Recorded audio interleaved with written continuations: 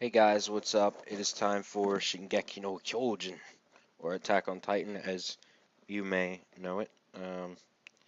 This will be chapter 70. And let's see. I guess to preview this chapter, I guess I thought this chapter was okay. Um, Nothing too amazing, as usual.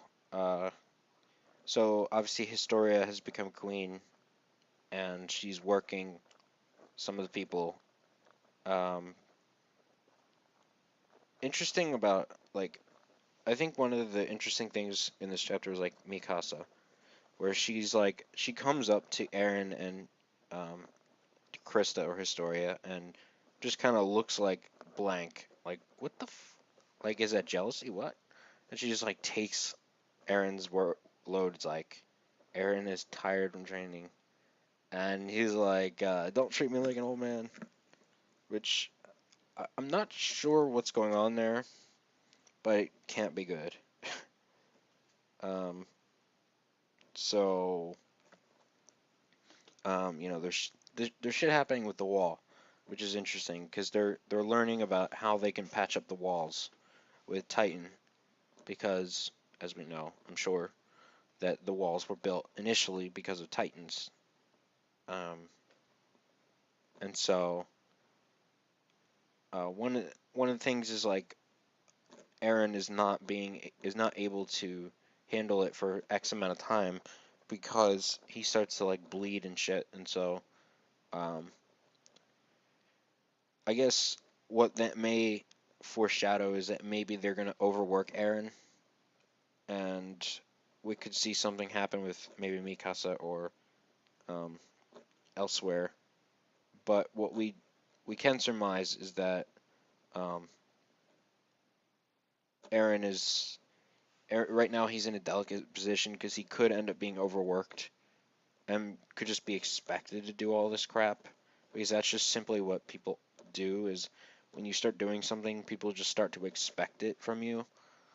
Um, but that may not be the case for him, where he may be like, I can't do this anymore because I'm seriously suffering badly.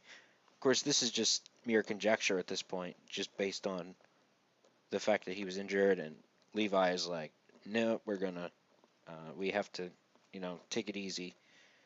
Uh, Levi gets the Titan injection, and so what this could foreshadow is the fact that he may have to use it in the future, because they did focus on it a little bit, and they did make it definitely important.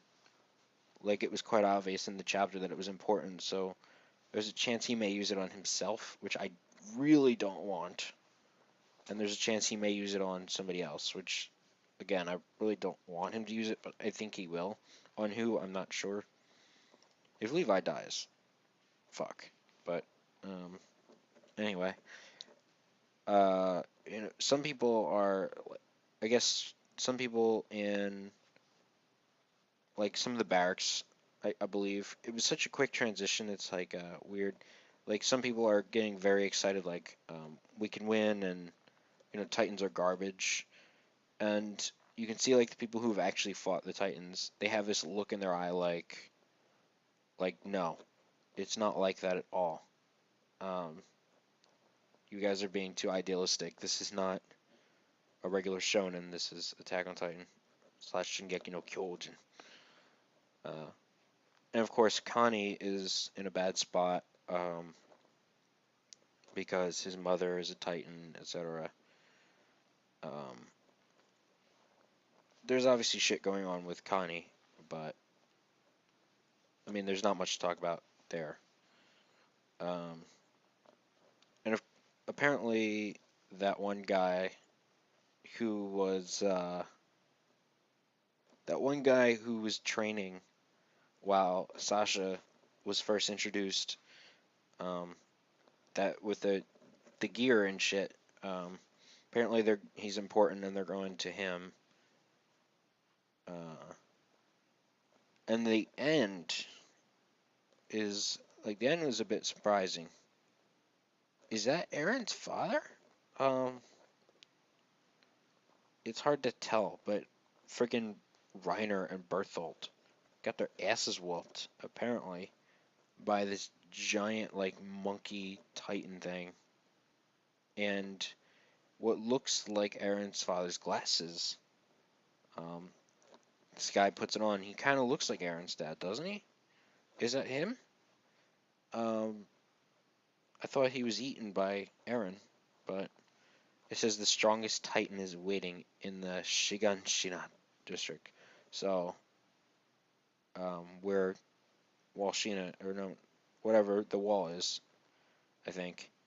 Um, so apparently even Reiner and Bertholdt cannot, could not beat this monkey titan thing, who may end up being who may actually be the strongest titan.